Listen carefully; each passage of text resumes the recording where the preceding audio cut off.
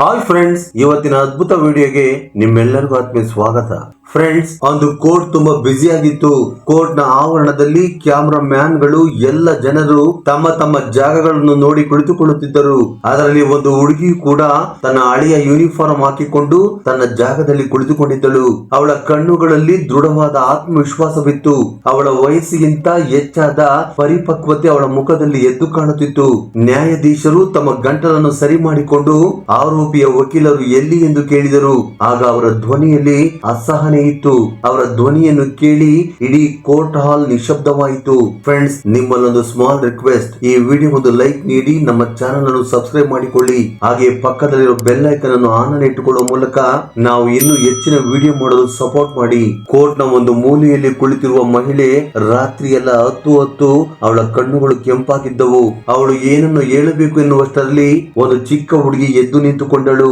ಅವಳ ಕೈ ಕಾಲು ನಡುಗುತ್ತಿದ್ದವು, ಆದರೆ ಅವಳ ಧ್ವನಿಯಲ್ಲಿ ಯಾವುದೇ ರೀತಿಯ ನಡುಕ ಇರಲಿಲ್ಲ. ನಾನಿದ್ದೇನೆ ಜಡ್ಜ್ ಸಾಹೇಬ್ರೆ, ನನ್ನ ತಾಯಿಯ ಪರವಾಗಿ ಮಾತನಾಡಲು ಎಂದಳು. ಅವಳ ಮಾತುಗಳ ಶಬ್ದದಿಂದ ಪೂರ್ತಿ ಕೋರ್ಟ್ ಹಾಲ್ ನಿಶಬ್ದವಾಯಿತು. ಆಗ ಎಲ್ಲರೂ ಮಾತನಾಡಿಕೊಳ್ಳತೊಡಗಿದರು. ಏನು, ಈ ಹುಡುಗಿ ತನ್ನ ತಾಯಿಯ ಪರವಾಗಿ ಮಾತನಾಡುತ್ತದೆಯೇ? ಈಕೆ ಲಾಯರ್ ಆಗುತ್ತಿದ್ದಾಳೆಯೇ? ಇವಳೇನು ತಮಾಷೆ ಮಾಡುತ್ತಿದ್ದಾಳ ಎಂದು ಮಾತನಾಡಿಕೊಳ್ಳತೊಡಗಿದರು. ಮತ್ತು ಎಲ್ಲಕ್ಕಿಂತ ಮೊದಲು ಎಲ್ಲರಿಗೂ ಅನುಮಾನ ಬರುತ್ತಿರುವುದು, ಇಷ್ಟಕ್ಕೂ ಈ ಹುಡುಗಿ ಯಾರು? ಇಷ್ಟಕ್ಕೂ ಈ ಮಹಿಳೆ ಇಷ್ಟೊಂದೇಕೆ ಹತಾಶಳಾಗಿದ್ದಾಳೆ ಎಂದು. ಆಗ ಜಡ್ಜ್ ಸಾಹೇಬ್ರು ಮೃದುವಾದ ಧ್ವನಿಯಲ್ಲಿ, ಮಗು, ಇದು ಆಟವಲ್ಲ. ನೀನು ಏನು ಮಾತನಾಡುತ್ತಿದ್ದೆ ಎಂದು ನಿನಗೆ ಅರ್ಥವಾಗುತ್ತಿದೆಯೇ ಎಂದು ಕೇಳಿದರು. ಆದ್ರೆ ಆ ಹುಡುಗಿ ಮಾತ್ರ ಹಿಂದಕ್ಕೆ ಸರಿಯಲಿಲ್ಲ. ಆಗ ಆ ಹುಡುಗಿ ದೃಢವಾದ ಧ್ವನಿಯಿಂದ ಈ ರೀತಿಯಾಗಿ ಹೇಳಿದಳು, ನನ್ನ ತಾಯಿಯ ಮನೆಯನ್ನು ಯಾರು ಕಬಳಿಸಲು ನಾನು ಬಿಡುವುದಿಲ್ಲ ಎಂದಾಗ ಅಲ್ಲಿದ್ದವರಿಗೆ ಅರ್ಥವಾಯಿತು, ಇದು ಸಾಧಾರಣವಾದ ವಿಷಯವಲ್ಲವೆಂದು. ಕೆಲವೊಂದಿಷ್ಟು ಜನ ಗಾಬರಿಯಿಂದ ಮಾತನಾಡುತ್ತಿದ್ದರು. ಶ್ರೀ ಶಕ್ತಿ ಗಣಪತಿ ಭವಿಷ್ಯವಾಣಿ. ಇಷ್ಟಪಟ್ಟವರ ಜೊತೆ ಮದುವೆ, ಸ್ತ್ರೀ ವಶೀಕರಣ ಮತ್ತು ಪುರುಷ ವಶೀಕರಣ, ಮಕ್ಕಳು ನಿಮ್ಮ ಮಾತು ಕೇಳುವಂತಾಗಲು, ಗಂಡ ಹೆಂಡತಿ ವಿರಸ ಮತ್ತು ಅನೈತಿಕ ಸಮಸ್ಯೆ ಹಾಗೂ ಗುಪ್ತ ಮತ್ತು ಕಠಿಣ ಸಮಸ್ಯೆ ಏನೇ ಇದ್ದರೂ, ಎಷ್ಟೇ ಕಠಿಣವಾಗಿದ್ದರೂ ಚಿಂತಿಸಬೇಡಿ ಸ್ನೇಹಿತರೆ. ನಮ್ಮಲ್ಲಿ 100% ಕೇವಲ 2 ದಿನದಲ್ಲಿ ಪರಿಹಾರ ಪಡೆದುಕೊಳ್ಳಿ. ಗುರುಜಿ ಗುರುದತ್ ಭಟ್. ಈಗಲೇ ಕರೆ ಮಾಡಿ 7411185469. ಆಗ ಅಲ್ಲೇ ಇದ್ದ ವಕೀಲರು ಇದೇನು ತಮಾಷೆ ಎಂದು ನಗತೊಡಗಿದರು. ಒಬ್ಬ ವಕೀಲನಂತೂ ಈ ರೀತಿಯಾಗಿ ಹೇಳಿದನು, ಈ ದೇಶದಲ್ಲಿ ಮಕ್ಕಳು ಕೂಡ ವಕೀಲರಾಗಿ ವಾದ ಮಾಡಲು ಸಿದ್ಧರಾಗುತ್ತಿದ್ದಾರೆ. ಅವರ ನಗುವಿನಲ್ಲಿ ತುಂಬಾ ಕ್ರೂರತೆ ಅಡಗಿತ್ತು. ಹೇಗೆಂದರೆ ಆ ಮಗುವಿನ ದುಃಖ, ನೋವು ಅವನಿಗೆ ತಮಾಷೆ ವಿಷಯವಾಗಿತ್ತು. ಆಗ ಆ ಹುಡುಗಿ ಎಲ್ಲರ ಮುಂದೆ ತನ್ನ ಕೈಯಲ್ಲಿದ್ದ ಒಂದು ಫೈಲ್ ಅನ್ನು ತೆಗೆದಳು. ಆಗ ಅವಳ ತಾಯಿಯ ಮುಖದಲ್ಲಿ ಒಂದು ರೀತಿಯ ಗಾಬರಿ, ಭಯ ಆವರಿಸಿತು. ಅಮ್ಮ, ಈ ಫೈಲ್ ನಲ್ಲಿ ಅವರ ಹೆಸರು ಏಕೆ ಇದೆ ಎಂದು ಆ ಹುಡುಗಿ ತನ್ನ ತಾಯಿಯನ್ನು ಕೇಳಿದಳು. ಆಗ ಭಯಗೊಂಡ ಅವಳ ತಾಯಿ ತನ್ನ ಮಗಳ ಕೈಯಲ್ಲಿದ್ದ ಫೈಲ್ ಅನ್ನು ಕಿತ್ತುಕೊಳ್ಳಲು ನೋಡಿದಳು. ಆದರೆ ಅದರಲ್ಲಿದ್ದ ಪೇಪರ್ಗಳು ಆ ಹುಡುಗಿಯ ಕೈಯಲ್ಲಿದ್ದವು. ಸ್ನೇಹ, ಆ ಪತ್ರವನ್ನು ನೀನು ಓದಬೇಡ ಎಂದು ಅವಳ ತಾಯಿ ಹೇಳಿದಳು. ಆದರೆ ಸ್ನೇಹಳ ಕಣ್ಣು ಆ ಹೆಸರಿನ ಮೇಲೆ ಇತ್ತು. ಆ ಹೆಸರು ಒಂದು ರಹಸ್ಯದ ಕೀಲಿ ಕೈಯಾಗಿತ್ತು. ಆಗ ಒಬ್ಬ ದುಬಾರಿಯಾದ ವ್ಯಕ್ತಿ ಸೂಟ್ ಹಾಕಿಕೊಂಡು ಕೋರ್ಟ್ ಒಳಗೆ ಬಂದರು. ಅವನ ಮುಖದ ಮೇಲೆ ಒಂದು ವ್ಯಂಗ್ಯವಾದ ನಗು. ಎಲ್ಲರೂ ಕೂಡ ಸಿದ್ಧರಿದ್ದೀರಾ ಎಂದು ಹೇಳಿದ. ಅವನ ಧ್ವನಿಯಲ್ಲಿ ಒಂದು ರೀತಿಯ ಬೆದರಿಕೆ ಇತ್ತು. ಆಗ ಸ್ನೇಹ ತನ್ನ ತಾಯಿಯ ಮುಖವನ್ನು ನೋಡಿದಳು. ಆಗ ಅವಳ ತಾಯಿಯ ಮುಖದಲ್ಲಿ ಕೇವಲ ಸೋಲುತ್ತೇನೆ ಎನ್ನುವ ಭಾವನೆ ಇತ್ತು. ಕಾಗದದ ಮೇಲಿದ್ದ ಹೆಸರು ಮೀರಳ ಎದೆಯಲ್ಲಿ ಬೆಂಕಿ ಎತ್ತಿ ಒತ್ತಿ ಉರಿಯುತ್ತಿತ್ತು. ರಾಜೀವ್ ಮಲ್ಹೋತ್ರಾ ಅವರು ಭಾರತದ ನಂಬರ್ 1 ಉದ್ಯಮಿಯಾಗಿದ್ದರು.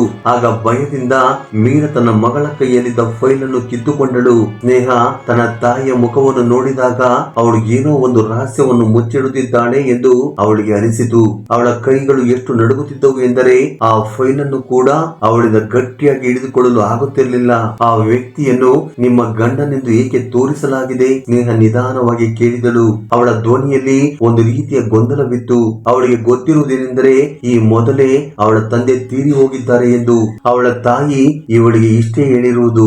ಆಗ ಅಲ್ಲಿದ್ದ ಒಬ್ಬ ವಕೀಲ ವ್ಯಂಗ್ಯವಾಗಿ ಮಾತನಾಡುತ್ತಾ, ಈಗ ಎಲ್ಲ ಸತ್ಯವನ್ನು ತಿಳಿಯುವ ಕರೆಯುವ ಸಮಯವಾಗಿದೆ ಎಂದು ಮಾತನಾಡುತ್ತಾ ಮುಂದಕ್ಕೆ ಬಂದನು. ಅವನ ಮಾತುಗಳು ಸ್ನೇಹಳಿಗೆ ಹಿಡಿಸಲಿಲ್ಲ. ರಾಜು ಮಲ್ಹೋತ್ರಾ ಅವರ ಮೇಲೆ ಕೇಸ್ ಹಾಕುವುದೆಂದರೆ ಅವರ ಜೀವನವನ್ನೇ ನಾಶ ಮಾಡಿಕೊಂಡಂತೆ.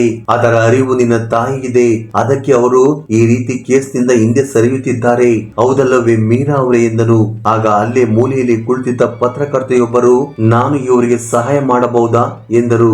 ಆಗ ಅವರ ಧ್ವನಿಯಲ್ಲಿ ಕೇವಲ ಸಹಾನುಭೂತಿ ಎದ್ದು ಕಾಣುತ್ತಿತ್ತು. ಸ್ನೇಹಳ ಮುಖದಲ್ಲಿ ಒಂದು ರೀತಿಯ ಆತ್ಮವಿಶ್ವಾಸವನ್ನು ಕಂಡಳು. ಆಗ ಸ್ನೇಹ, ನೀವು ಯಾರು ಎಂದು ಕೇಳಿದಳು. ನಾನು ಪತ್ರಕರ್ತೆ ಶಾರದಾ ಸಿಂಗ್, ಇದರಲ್ಲಿ ಏನೋ ಒಂದು ರಹಸ್ಯ ಅಡಗಿದೆ, ನೀನು ಆ ಸತ್ಯವನ್ನು ಹೇಳಿದರೆ ನಾನು ನಿಮಗೆ ಸಹಾಯ ಮಾಡುತ್ತೇನೆ ಎಂದು ಹೇಳಿದಳು.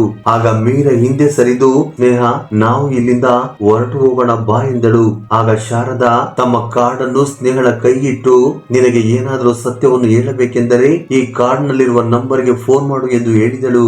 ಇನ್ನೊಂದು ಕಡೆ ರಾಜು ಮಲ್ಹೋತ್ರಾ ಒಂದು ರಹಸ್ಯವಾದ ಫೋನ್ ಕಾಲ್ ನಲ್ಲಿ ಬ್ಯುಸಿ ಆಗಿದ್ದರು. ಅವಳು ಏನನ್ನು ಬಾಯಿ ಬಿಡುವುದಿಲ್ಲ, ನೀವು ಅವಳನ್ನು ನಿಗ್ರಹಿಸಲು ಏನನ್ನಾದರೂ ಮಾಡಿ ಹೀಗೆ ಹೇಳುವಾಗ ಅವನ ಧ್ವನಿಯಲ್ಲಿ ಎಷ್ಟು ದೃಢತೆ ಇತ್ತು ಎಂದರೆ ಅದು ಕೆಲವೊಂದು ಶಕ್ತಿಶಾಲಿ ಮನುಷ್ಯರಲ್ಲಿ ಮಾತ್ರ ಇರುತ್ತದೆ. ಫೋನ್ ನಲ್ಲಿ ಮಾತನಾಡಿದ ನಂತರ ಕಿಟಕಿಯಿಂದ ಹೊರಗೆ ನೋಡುತ್ತಾ ರಾಜು ಮಲ್ಹೋತ್ರಾ ನಗತೊಡಗಿದನು. ಆ ನಗು ಎಲ್ಲರನ್ನು ಭಯಪಡಿಸುವಂತೆ ಇತ್ತು. ಇತ್ತ ಸ್ನೇಹ ತನ್ನ ತಾಯಿಯನ್ನು ಪ್ರಶ್ನೆ ಮಾಡತೊಡಗಿದಳು. ಈ ರಾಜು ಮಲ್ಹೋತ್ರಾ ಅವರು ಯಾರು? ನೀನು ಅವರನ್ನು ಕಂಡರೆ ಅಷ್ಟೊಂದು ಭಯ ಪಡುತ್ತೀಯ ಏಕೆ? ಆದರೆ ಮೀರಾ ಮಾತ್ರ ತನ್ನ ಮಗಳ ಪ್ರಶ್ನೆಗೆ ಉತ್ತರಿಸಲಿಲ್ಲ. ಅವಳು ಸುತ್ತಲೂ ಭಯದಿಂದ ನೋಡುತ್ತಿದ್ದಳು, ಯಾರಾದರೂ ತಮಗೆ ಹಾನಿ ಮಾಡುತ್ತಾರಾ ಎಂದು. ಆಗ ಮೀರಾ, ಇಲ್ಲಿ ಬೇಡ ಮಗಳೇ, ಮನೆಗೆ ಹೋಗೋಣ ಎಂದು ತಕ್ಷಣ ಅವಸರದಿಂದ ಮನೆಗೆ ಹೋಗಿ ಬಾಗಿಲನ್ನು ಹಾಕಿಕೊಂಡು ಕಿಟಕಿಯ ಪರದೆಯನ್ನು ಎಳೆದಳು. ಆಕೆ ಯಾರಿಂದಲೂ ತನ್ನನ್ನು ತಾನು ಕಾಪಾಡಿಕೊಳ್ಳಲು ಸ್ನೇಹ ತನ್ನ ತಾಯಿ ಅಷ್ಟೊಂದು ಭಯ ಪಡುತ್ತಿರುವುದನ್ನ ಎಂದಿಗೂ ನೋಡಿರಲಿಲ್ಲ. ಅಮ್ಮ, ಏನಾಯಿತು, ಇಷ್ಟೊಂದು ಏಕೆ ಭಯ ಪಡುತ್ತಿದ್ದೀಯಾ ಎಂದು ಸ್ನೇಹ ಕೇಳಿದಾಗ ಮೀರಾ ತನ್ನ ಮಗಳನ್ನು, ಸ್ನೇಹ, ಕೆಲವೊಂದಿಷ್ಟು ಸತ್ಯಗಳು ಹೇಗಿರುತ್ತವೆ ಎಂದರೆ ಅವುಗಳನ್ನು ತಿಳಿದುಕೊಳ್ಳುವುದು ಕೂಡ ತುಂಬಾ ಅಪಾಯವಾಗಿರುತ್ತದೆ. ಆದರೆ ಈಗ ಈ ಸತ್ಯವನ್ನು ತಿಳಿದುಕೊಳ್ಳುವ ಸಮಯ ಬಂದಿದೆ. ಮಾರನೇ ದಿನ ನ್ಯಾಯಾಧೀಶರು ಸಾಕ್ಷಿ ಹೇಳಲು ರಾಜು ಮಲ್ಹೋತ್ರಾ ಅವರನ್ನು ಬಾಕ್ಸ್ಗೆ ಕರೆಸಿದರು. ಆಗ ಆರೋಪಿಯ ಸ್ಥಾನದಲ್ಲಿ ನಿಂತಿರುವ ಮೀರಾ ಗಾಬರಿಯಿಂದ ತಲೆ ಸುತ್ತಿ ಕೆಳಗೆ ಬಿದ್ದಳು. ಆಗ ಅಲ್ಲೇ ಇದ್ದ ಡಾಕ್ಟರ್ ನನ್ನು ಅವಳಿಗೆ ಚಿಕಿತ್ಸೆ ಮಾಡಿಸಲು ಕಳಿಸಲಾಯಿತು. ಈ ಪರಿಸ್ಥಿತಿಯಿಂದಾಗಿ ನ್ಯಾಯಾಧೀಶರು ಮಾರನೇ ದಿನಕ್ಕೆ ಕೇಸನ್ನು ಮುಂದೂಡಿದರು. ಆಗ ಸ್ನೇಹ ತನ್ನ ಜೇಬಿನಲ್ಲಿದ್ದ ಶಾರದಾ ಸಿಂಗ್ ಅವರ ಕಾರ್ಡ್ ಅನ್ನು ಹೊರತೆಗೆದಳು. ಅವಳು ತನ್ನ ತಾಯಿ ಹಾಗೂ ರಾಜು ಮಲ್ಹೋತ್ರಾ ಅವರ ನಡುವೆ ಇರುವ ರಹಸ್ಯವನ್ನು ತಿಳಿದುಕೊಳ್ಳಬೇಕಾಗಿತ್ತು. ಆ ಫೋನ್ ನಂಬರ್ ತೆಗೆದು ನಂಬರ್ ಡಯಲ್ ಮಾಡಿದಳು. ನಂತರ ತನ್ನ ತಾಯಿ ಹಾಗೂ ರಾಜು ಮಲ್ಹೋತ್ರಾ ಅವರ ನಡುವಿನ ರಹಸ್ಯವನ್ನು ನಾನು ತಿಳಿದುಕೊಳ್ಳಬೇಕು.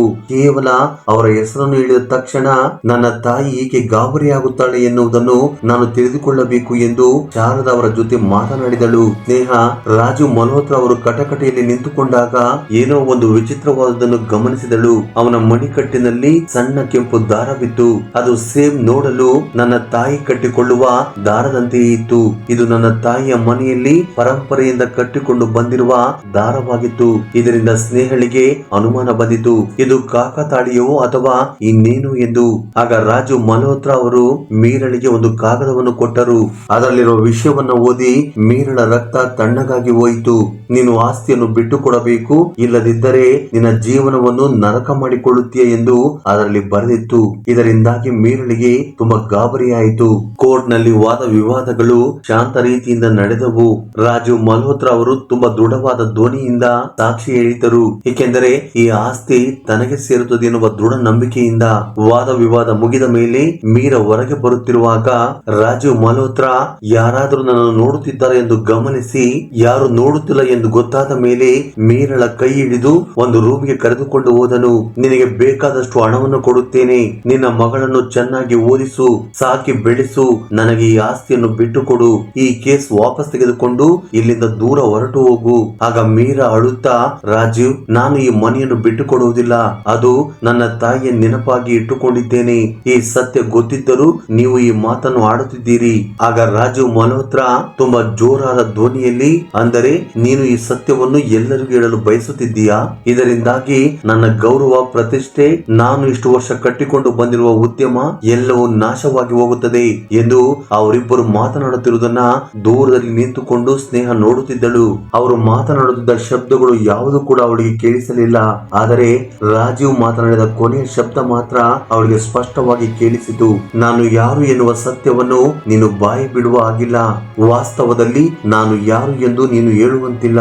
ಆ ಮಾತನ್ನು ಕೇಳಿ ಸ್ನೇಹಳ ಎದೆ ಜೋರಾಗಿ ಹೊಡೆದುಕೊಳ್ಳತೊಡಗಿತು. ಹಾಗಾದರೆ ಇವರು ಯಾರು? ವಾಸ್ತವದಲ್ಲಿ ಇವರು ನನಗೆ ಏನಾಗಬೇಕು ಎಂದು ಸಾವಿರಾರು ಪ್ರಶ್ನೆಗಳು ಸ್ನೇಹಳ ತಲೆಯಲ್ಲಿ ಓಡಾಡತೊಡಗಿದವು. ತನ್ನ ತಾಯಿಯನ್ನು ಪ್ರಶ್ನೆ ಕೇಳಬೇಕು ಎಂದುಕೊಂಡಳು. ಅಷ್ಟರಲ್ಲಿ ಕೋರ್ಟ್ ಶುರುವಾಗುತ್ತಿದೆ. ನ್ಯಾಯಾಧೀಶರು ಒಂದು ಮಹತ್ವಪೂರ್ಣವಾದ ನಿರ್ಧಾರವನ್ನು ತೆಗೆದುಕೊಳ್ಳಲು ಎಲ್ಲರೂ ಬನ್ನಿ ಎಂದರು. ನಂತರ ಎಲ್ಲರೂ ಕೋರ್ಟ್ನ ಒಳಗೆ ಬಂದರು. ನ್ಯಾಯಾಧೀಶರು ಮಾತನಾಡಲು ಶುರು ಮಾಡಿದರು. ನಾನು ಎಲ್ಲ ದಾಖಲೆಗಳನ್ನು ಪರಿಶೀಲಿಸಿದ್ದೇನೆ. ನೀವು ನಿಮ್ಮ ಪಾರಂಪರಿಕ ಆಸ್ತಿ ಪತ್ರಗಳನ್ನು ಕೋರ್ಟ್ಗೆ ಸಲ್ಲಿಸಬೇಕು ಎಂದು ಆಗ್ರಹ ನೀಡುತ್ತಿದ್ದೇನೆ ಎಂದರು. ಆಗ ರಾಜು ಮಲ್ಹೋತ್ರಾ ಅವರ ಮುಖದಲ್ಲಿ ನಗು ಕಾಣಿಸಿತು. ಈ ಕೇಸ್ ನನ್ನಂತೆ ಆಗುತ್ತದೆ ಎಂದು ಸಂತೋಷಪಟ್ಟರು. ಆದರೆ ಸ್ನೇಹಳ ತಲೆಯಲ್ಲಿ ಅನುಮಾನ ಹುಟ್ಟಿತು. ಜಡ್ಜ್ ಏಕೆ ಪಾರಂಪರಿಕ ಎನ್ನುವ ಶಬ್ದವನ್ನು ಬಳಸಿದರು ಎಂದು. ನಂತರ ಜಡ್ಜ್ ಸಾಹೇಬರು ಫೈಲ್ ನಲ್ಲಿದ್ದ ಜನನ ಪ್ರಮಾಣ ಪತ್ರವನ್ನು ನೋಡುತ್ತಿದ್ದರು. ಅದರಲ್ಲಿ ತಂದೆ ಹೆಸರನ್ನು ಬದಲಾಯಿಸಲಾಗಿತ್ತು. ಆಗ ವಕೀಲರು ಶ್ರೀಮತಿ ಮೀರಾ ಅವರೇ, ನೀವು ಅದಕ್ಕೆ ಏನು ಉತ್ತರ ಹೇಳುತ್ತೀರಿ ಎಂದು ಕೇಳಿದರು. ಆಗ ಅದೇ ಸಮಯಕ್ಕೆ ಸ್ನೇಹಳ ಫೋನ್ಗೆ ಒಂದು ಮೆಸೇಜ್ ಬಂದಿತು. ಅದನ್ನು ಶಾರದವರು ಕಳಿಸಿದ್ದರು. ನನಗೆ ಒಂದು ಸತ್ಯ ದೊರಕಿದೆ, ನೀನು ಈಗಲೇ ಬಾ ಎಂದು ಮೆಸೇಜ್ ಮಾಡಿದ್ದಳು. ಸ್ನೇಹಳಿಗೆ ಅರ್ಥವಾಗಲಿಲ್ಲ. ನಾನು ನನ್ನ ತಾಯಿಯ ಜೊತೆ ನಿಂತುಕೊಂಡು ಅವರಿಗೆ ಧೈರ್ಯ ಹೇಳಬೇಕು ಅಥವಾ ಸತ್ಯವನ್ನು ಹುಡುಕಿಕೊಂಡು ಹೋಗಬೇಕು ಎಂದು. ಆಗ ಮೀರಾ, ನ್ಯಾಯಾಧೀಶರೇ, ನಾನು ನನ್ನ ಮಗಳ ಜೀವವನ್ನು ಉಳಿಸಲು ಈ ರೀತಿ ಮಾಡಿದೆ. ಆಗ ಪರಿಸ್ಥಿತಿ ತುಂಬಾ ಕಠಿಣವಾಗಿತ್ತು. ಆಗ ಅದೇ ಸಮಯಕ್ಕೆ ರಾಜೀವ್ ಅವರ ವಕೀಲರು ಮಧ್ಯ ಪ್ರವೇಶಿಸಿ, ನ್ಯಾಯಾಧೀಶರೇ, ಸಾಕ್ಷಿಗಾಗಿ ಕೊಟ್ಟಿರುವ ದಾಖಲೆಗಳನ್ನು ಬದಲಾಯಿಸುವುದು ಅಪರಾಧ. ಆಗ ನ್ಯಾಯಾಧೀಶರು ವಕೀಲರನ್ನು ತಡೆದು, ಮೀರಾ ಅವರೇ, ನಿಜವಾದ ಪ್ರಮಾಣ ಪತ್ರದಲ್ಲಿ ಏನಿದೆ? ತಂದೆಯ ನಿಜವಾದ ಹೆಸರೇನು ಎಂದು ಪ್ರಶ್ನೆ ಮಾಡಿದರು. ಕೋರ್ಟ್ ಹಾಲ್ ನಲ್ಲಿದ್ದ ಪ್ರತಿಯೊಬ್ಬರ ದೃಷ್ಟಿ ಮೀರಳ ಮೇಲೆ ಇತ್ತು. ಮೀರಳ ಪರಿಸ್ಥಿತಿಯನ್ನು ನೋಡಿ ಸ್ನೇಹ ದುಃಖ ಪಡುತ್ತಿದ್ದಳು. ಆಗ ಮೀರಾ ಮಗಳ ಮುಖವನ್ನು ನೋಡಿ ನನ್ನನ್ನು ಕ್ಷಮಿಸಿ ಎಂದು ಮನಸ್ಸಿನಲ್ಲಿ ಹೇಳಿಕೊಂಡಳು. ತಂದೆಯ ಹೆಸರು ರಾಜು ಮಲ್ಹೋತ್ರಾ. ಈ ಶಬ್ದವನ್ನು ಕೇಳಿ ಇಡೀ ಕೋರ್ಟ್ ಹಾಲ್ ನಿಶಬ್ದವಾಗಿ ಹೋಯಿತು. ಮೀರಳ ಮಾತನ್ನು ಕೇಳಿ ರಾಜುವಿನ ಮುಖ ಕೋಪದಿಂದ ಕೆಂಪಾಗಿ ಹೋಯಿತು. ಸ್ನೇಹ ತನ್ನ ತಾಯಿಯ ಮಾತನ್ನು ಕೇಳಿ ದಂಗಾಗಿ ಹೋದಳು. ಒಂದು ಸಾರಿ ರಾಜುವಿನ ಮುಖವನ್ನು ನೋಡಿದಳು. ಈ ವ್ಯಕ್ತಿ ನನ್ನ ತಂದೆ ಆಗಬಹುದೇ? ಅವರು ಏಕೆ ನನ್ನ ತಾಯಿಯನ್ನು ಅಷ್ಟೊಂದು ಎದುರಿಸುತ್ತಿದ್ದಾರೆ ಎಂದು ಆಲೋಚನೆ ಮಾಡೋದಕ್ಕೆ ಶುರು ಮಾಡಿದಳು. ಆಗ ಸ್ನೇಹ ಅಂದುಕೊಂಡಳು, ನಾನು ಈ ರಹಸ್ಯವನ್ನು ಕಂಡು ಹಿಡಿಯಲೇಬೇಕು ಎಂದು ನಿರ್ಧಾರ ಮಾಡಿ ಅವಳು ಅಲ್ಲಿಂದ ಶಾರದಾ ಅವರನ್ನು ಭೇಟಿಯಾಗಲು ಹೊರಟು ಹೋದಳು. ಅವರು ಒಂದು ಕಾರಿನಲ್ಲಿ ಕುಳಿತಿದ್ದರು. ಸ್ನೇಹಳನ್ನು ನೋಡುತ್ತಲೇ ತಮ್ಮ ಬಳಿ ಇದ್ದ ಒಂದು ಹಳೆಯ ಫೋಟೋವನ್ನು ಅವಳ ಕೈಗೆ ಕೊಟ್ಟರು. ಆ ಫೋಟೋದಲ್ಲಿ ತನ್ನ ತಾಯಿ ಮೀರಾ ಹಾಗೂ ರಾಜೀವ್ ಅವರು ನಗುತ್ತಾ ನಿಂತುಕೊಂಡಿರುವುದನ್ನು ನೋಡಿ ಅವಳಿಗೆ ಆಘಾತವಾಯಿತು. ಆಗ ಶಾರದಾ ಮಾತನಾಡುತ್ತಾ, ಅವರು ರಾಜೀವ್ ಅವರು ನಿನ್ನ ತಂದೆಯಾಗಿರಬೇಕು ಎಂದರು. ಆಗ ಸ್ನೇಹ, ನನ್ನ ತಂದೆ ಇಷ್ಟೊಂದು ಪ್ರಭಾವಶಾಲಿ ಶಕ್ತಿಶಾಲಿ ಆಗಿದ್ದಾರೆ ಎಂದು ಕೇಳಿ ಅವಳ ಕಾಲ ಕೆಳಗಿನ ಭೂಮಿಯೇ ಕುಸಿದಂತಾಯಿತು. ಈಗ ಅವಳಿಗೆ ಸಾಕ್ಷಿ ಸಮೇತ ರಾಜೀವ್ ಅವರು ತನ್ನ ತಂದೆ ಎಂದು ಗೊತ್ತಾಗಿ ಹೋಯಿತು. ಸ್ನೇಹ ಆ ಫೋಟೋ ತೆಗೆದುಕೊಂಡು ತನ್ನ ಮನೆಗೆ ಹೋದಳು. ಅಷ್ಟೊತ್ತಿಗಾಗಲೇ ಅವಳ ತಾಯಿ ಮೀರಾ ಮನೆಗೆ ಬಂದಿದ್ದಳು. ಅಮ್ಮ, ನನ್ನ ತಂದೆ ತೀರಿ ಹೋಗಿದ್ದಾರೆ ಎಂದು ನನ್ನ ಬಳಿ ಸುಳ್ಳು ಏಕೆ ಹೇಳಿದೆ ಎಂದು ಪ್ರಶ್ನೆ ಮಾಡಿದಳು. ಆಗ ಮೀರಾ ಮಾತನಾಡಲು ಶುರು ಮಾಡಿದಳು. ರಾಜೀವ್ ಯಾವಾಗಲೂ ನಿನ್ನ ಒಳ್ಳೆಯ ತಂದೆಯಾಗಲಿ ಅಥವಾ ನನ್ನ ಗಂಡನಾಗಲಿ ಆಗಲಿಲ್ಲ. ನೀನು ಹೊಟ್ಟೆಯೊಳಗೆ ಬಂದ ತಕ್ಷಣ ಅವರು ತಮ್ಮ ಭವಿಷ್ಯಕ್ಕಾಗಿ ಸ್ವಾರ್ಥದಿಂದ ನಮ್ಮನ್ನು ಬಿಟ್ಟು ಹೊರಟು ಹೋದರು. ಆಗ ಸ್ನೇಹ ಮಾತನಾಡುತ್ತಾ, ಅಮ್ಮ, ಹಾಗಿದ್ದರೆ ನಾವಿರುವ ಮನೆಯನ್ನು ಅವರು ಕಿತ್ತುಕೊಳ್ಳಲು ಏಕೆ ಬಯಸುತ್ತಿದ್ದಾರೆ ಎಂದು ಕೇಳಿದಳು. ಆಗ ಮೀರಾ ಸತ್ಯ ಹೇಳುವಷ್ಟರಲ್ಲಿ ಬಾಗಿಲನ್ನು ಯಾರೋ ಜೋರಾಗಿ ಬಡಿಯಲು ಶುರು ಮಾಡಿದರು. ಆಗ ತಾಯಿ ಮಗಳು ಇಬ್ಬರು ಹೆದರಿಕೊಂಡರು. ಬಂದಿರುವುದು ಪೊಲೀಸರು. ಆಗ ಪೊಲೀಸರು ಬಂದು, ಮೀರಾ ಅವರೇ, ನೀವು ಮೋಸ ಹಾಗೂ ಅವಮಾನ ಮಾಡಿದ್ದೀರಿ ಎನ್ನುವ ಕೇಸ್ನ ಮೇಲೆ ನಿಮ್ಮನ್ನು ಅರೆಸ್ಟ್ ಮಾಡಲಾಗುತ್ತಿದೆ ಎಂದರು. ಅವರ ಮಾತನ್ನು ಕೇಳಿ ಮೀರಾ ಆಘಾತಗೊಂಡಳು. ಆಗ ಮೀರಾ ತನ್ನ ಮಗಳಿಗೆ, ನೀನು ಶಾರದವರ ಬಳಿಗೆ ಹೋಗು, ನಿನ್ನನ್ನು ಅವರು ಕಾಪಾಡುತ್ತಾರೆ, ಜೊತೆಗೆ ಸಹಾಯ ಮಾಡುತ್ತಾರೆ ಎಂದಳು. ಮಾರನೇ ದಿನ ಮೀರಳನ್ನು ಕೋರ್ಟ್ಗೆ ಕರೆತರಲಾಯಿತು. ಆಗ ಸ್ನೇಹ ಕೋರ್ಟ್ಗೆ ಹೋಗಿ ತನ್ನ ತಾಯಿಯ ಫೋನ್ ನಲ್ಲಿ ರೆಕಾರ್ಡ್ ಆಗಿದ್ದ ರಾಜೀವ್ ಅವರು ಬೆದರಿಕೆ ಹಾಕಿದ್ದ ರೆಕಾರ್ಡ್ ಅನ್ನು ಜಡ್ಜ್ ಸಾಹೇಬರಿಗೆ ಒಪ್ಪಿಸಿದಳು. ಇಲ್ಲಿ ಪ್ರಭಾವಶಾಲಿ ವ್ಯಕ್ತಿಗಳಿಗೆ ಹೆದರಿಕೊಂಡು ಎಲ್ಲರೂ ನನ್ನ ತಾಯಿಯ ವಿರುದ್ಧವಾಗಿ ನಿಂತಿದ್ದಾರೆ. ಆದ್ದರಿಂದ ನ್ಯಾಯಾಧೀಶರೇ, ನಾನೇ ನನ್ನ ತಾಯಿಯ ಪರವಾಗಿ ವಾದ ಮಾಡುತ್ತೇನೆ. ಅದಕ್ಕೆ ನೀವು ದಯವಿಟ್ಟು ಅವಕಾಶ ಕೊಡಬೇಕು ಎಂದು ಕೇಳಿಕೊಂಡಳು. ನನ್ನ ತಾಯಿ ನನ್ನನ್ನು ರಕ್ಷಿಸಲು ಗಳಿಸಲು ಈ ರೀತಿ ಸುಳ್ಳು ದಾಖಲೆಗಳನ್ನು ಒಪ್ಪಿಸಿದ್ದಾರೆ ಎಂದು ಹೇಳಿ ಮೀರಾ ಹಾಗೂ ರಾಜು ಅವರಿಗಿರುವ ಹಳೆಯ ಫೋಟೋವನ್ನು ನ್ಯಾಯಾಧೀಶರಿಗೆ ಕೊಟ್ಟಳು. ನಿಜವಾದ ಜನ್ಮ ಪ್ರಮಾಣವನ್ನು ಸಲ್ಲಿಸಿದಳು. ಅದರಲ್ಲಿ ತಂದೆ ಹೆಸರಿನ ಪಕ್ಕದಲ್ಲಿ ರಾಜು ಎನ್ನುವ ಹೆಸರನ್ನು ಬರೆಯಲಾಗಿತ್ತು. ಸ್ನೇಹ ಜೋರಾಗಿ ಇವರು ನನ್ನ ನಿಜವಾದ ತಂದೆ ಎಂದು ಕೂಗಿ ಕೂಗಿ ಹೇಳಿದಳು. ಆಗ ಇಡೀ ಕೋರ್ಟ್ ಹಾಲ್ ನಿಶಬ್ದವಾಗಿ ಹೋಯಿತು. ಆಗ ರಾಜು ಮಾತನಾಡಲು ಶುರು ಮಾಡಿದನು. ಇದೆಲ್ಲವೂ ಕಾನೂನು ಬಾಹಿರವಾಗಿದೆ, ಇದು ಎಂದಿಗೂ ಹುಟ್ಟಲೇಬಾರದಿತ್ತು ಎಂದನು. ಅವನ ಮಾತನ್ನು ಕೇಳಿ ಇಡೀ ಕೋರ್ಟ್ ನಿಶಬ್ದವಾಗಿ ಹೋಯಿತು. ರಾಜು ಇಷ್ಟೊಂದು ಕಠೋರ ಕ್ರೂರಿ ಎಂದು ಮೀರಾ ಅಂದುಕೊಂಡಿರಲಿಲ್ಲ. ಅವಳು ನೋವಿನಿಂದ ತಲೆ ಚೆಚ್ಚಿಕೊಂಡಳು. ನ್ಯಾಯಾಧೀಶರೇ, ನಾನು ಈಗ ಸತ್ಯವನ್ನು ಹೇಳುತ್ತೇನೆ ಎಂದು ರಾಜು ಮಲ್ಹೋತ್ರ ಮಾತನಾಡಲು ಶುರು ಮಾಡಿದನು. ಮೀರಾ ಸ್ನೇಹ ನನ್ನ ಮಗಳು ಎಂದು ಕಾನೂನಿನ ಮೂಲಕ ಎಲ್ಲಿಯೂ ಕೂಡ ಒಪ್ಪಿಕೊಂಡಿಲ್ಲ. ನಾನು ಮೀರಳನ್ನ ಮದುವೆಯಾಗಿದ್ದು ನಿಜ. ಆ ಸಮಯದಲ್ಲಿ ಅವಳು ಪ್ರೆಗ್ನೆಂಟ್ ಆಗಿದ್ದಳು. ನನಗೆ ನನ್ನ ಕೆರಿಯರ್ ನ ಚಿಂತೆ ಇತ್ತು. ಆ ಮಗುವನ್ನು ತೆಗೆಸಿಕೊ ಎಂದು ಹೇಳಿದೆ.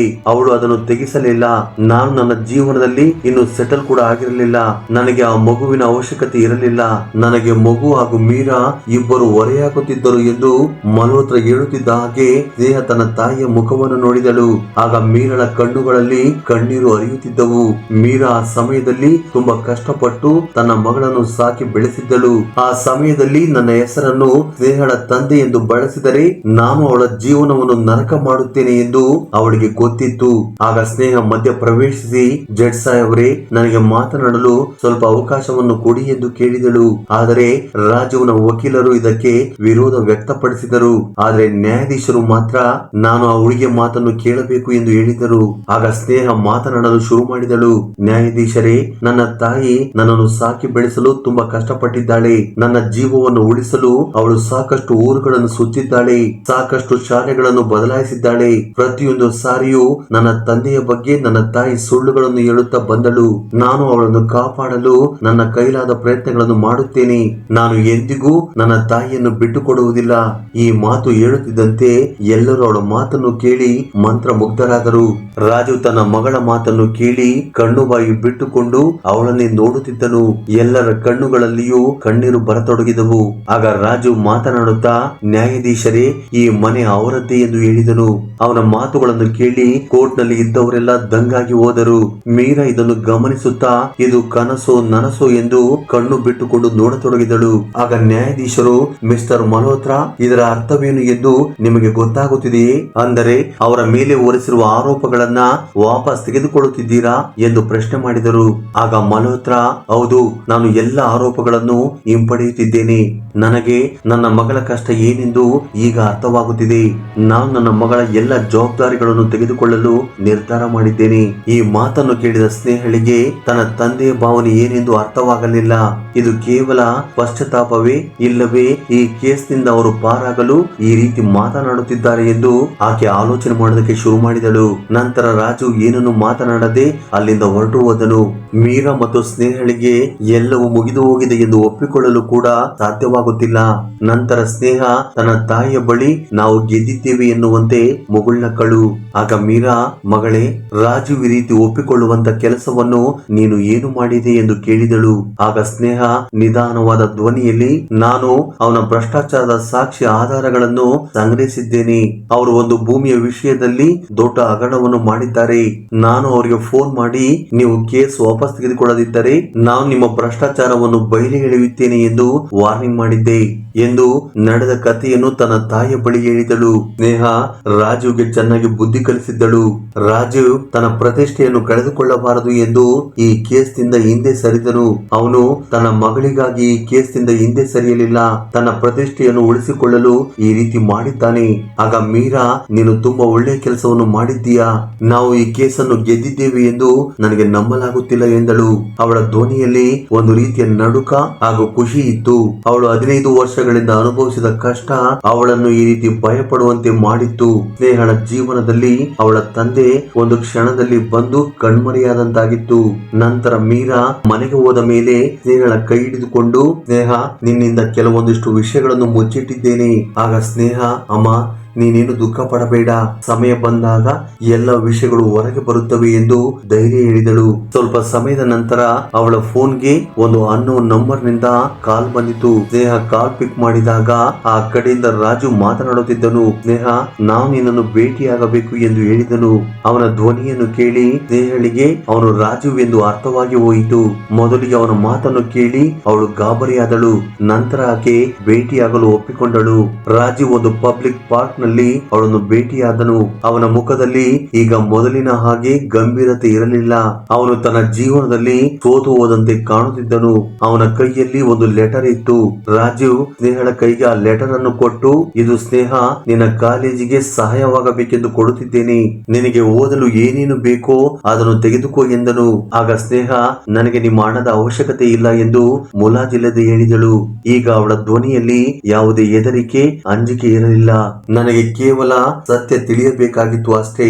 ನೀವು ಒಂದು ಸಾರಿಯಾದರೂ ನಮ್ಮ ಬಗ್ಗೆ ಯೋಚಿಸಿದ್ದೀರಾ? ನೀವು ಎಂದಾದರೂ ನಾವು ಹೇಗಿದ್ದೇವೆ ಎಂದು ತಿಳಿದುಕೊಳ್ಳಲು ಪ್ರಯತ್ನಿಸಿದ್ದೀರಾ ಎಂದು ತನ್ನ ತಂದೆಯನ್ನು ಪ್ರಶ್ನೆ ಮಾಡಿದಳು. ಆದರೆ ರಾಜೀವ್ ಮಾತ್ರ ಏನನ್ನು ಮಾತನಾಡದೆ ಸೋತು ಹೋದಂತೆ ತನ್ನ ಮಗಳ ಮಾತುಗಳನ್ನು ಕೇಳಿಸಿಕೊಂಡು ಸುಮ್ಮನೆ ನಿಂತುಕೊಂಡಿದ್ದನು. ಆಗ ಅವನು ಮಾತನಾಡುತ್ತಾ, ನಾನು ನನ್ನ ಜೀವನದಲ್ಲಿ ಸೋತು ಹೋಗಿದ್ದೇನೆ. ನಾನು ನಿನ್ನ ತಾಯಿ ಹಾಗೂ ನಿನಗೆ ತುಂಬಾ ಮೋಸ ಮಾಡಿದ್ದೇನೆ. ನಿಮ್ಮಿಬ್ಬರನ್ನು ಕೋರ್ಟ್ ನಲ್ಲಿ ನೋಡಿದಾಗ ನಾನು ನನ್ನ ಜೀವನದಲ್ಲಿ ಸಾಕಷ್ಟು ಕಳೆದುಕೊಂಡಿದ್ದೇನೆ ಎನ್ನುವುದು ನನಗೆ ಅರಿವಾಯಿತು. ಆದರೆ ಸ್ನೇಹ ಮಾತ್ರ ರಾಜೀವ್ನನ್ನು ನನ್ನ ತಂದೆ ಎಂದು ಒಪ್ಪಿಕೊಳ್ಳಲಿಲ್ಲ. ಆಗ ರಾಜೀವ್ ನಿರಾಸೆಯಿಂದ ಅಲ್ಲಿಂದ ಹೊರಟು ಹೋದನು. ಸ್ನೇಹ ಮುಂದೆ ಚೆನ್ನಾಗಿ ಓದಿ ಒಳ್ಳೆ ಕೆಲಸವನ್ನು ಸಂಪಾದಿಸಿ ತನ್ನ ತಾಯಿಯನ್ನು ಚೆನ್ನಾಗಿ ನೋಡಿಕೊಂಡಳು. ಶ್ರೀ ಶಕ್ತಿ ಗಣಪತಿ ಭವಿಷ್ಯವಾಣಿ. ಇಷ್ಟಪಟ್ಟ ಅವರ ಜೊತೆ ಮದುವೆ, ಸ್ತ್ರೀ ವಶೀಕರಣ ಮತ್ತು ಪುರುಷ ವಶೀಕರಣ, ಮಕ್ಕಳು ನಿಮ್ಮ ಮಾತು ಕೇಳುವಂತಾಗಲು, ಗಂಡ ಹೆಂಡತಿ ವಿರಸ ಮತ್ತು ಅನೈತಿಕ ಸಮಸ್ಯೆ ಹಾಗೂ ಗುಪ್ತ ಮತ್ತು ಕಠಿಣ ಸಮಸ್ಯೆ ಏನೇ ಇದ್ದರೂ, ಎಷ್ಟೇ ಕಠಿಣವಾಗಿದ್ದರೂ ಚಿಂತಿಸಬೇಡಿ ಸ್ನೇಹಿತರೆ. ನಮ್ಮಲ್ಲಿ 100% ಕೇವಲ 2 ದಿನದಲ್ಲಿ ಪರಿಹಾರ ಪಡೆದುಕೊಳ್ಳಿ. ಗುರುಜಿ ಗುರುದತ್ ಭಟ್. ಈಗಲೇ ಕರೆ ಮಾಡಿ 7411185469. ಫ್ರೆಂಡ್ಸ್, ಈ ಅದ್ಭುತವಾದ ಸ್ಟೋರಿ ಬಗ್ಗೆ ನಿಮ್ಮ ಅನಿಸಿಕೆ, ಅಭಿಪ್ರಾಯಗಳನ್ನು ಕಮೆಂಟ್ ಬಾಕ್ಸ್ ಅಲ್ಲಿ ಕಮೆಂಟ್ ಮಾಡಿ. ಹಾಗೆ ಈ ವಿಡಿಯೋ ನಿಮಗೆ ಇಷ್ಟವಾಗಿದ್ದರೆ ದಯವಿಟ್ಟು ಲೈಕ್ ನೀಡುವುದನ್ನು ಮರೆಯಬೇಡಿ. ಧನ್ಯವಾದಗಳು.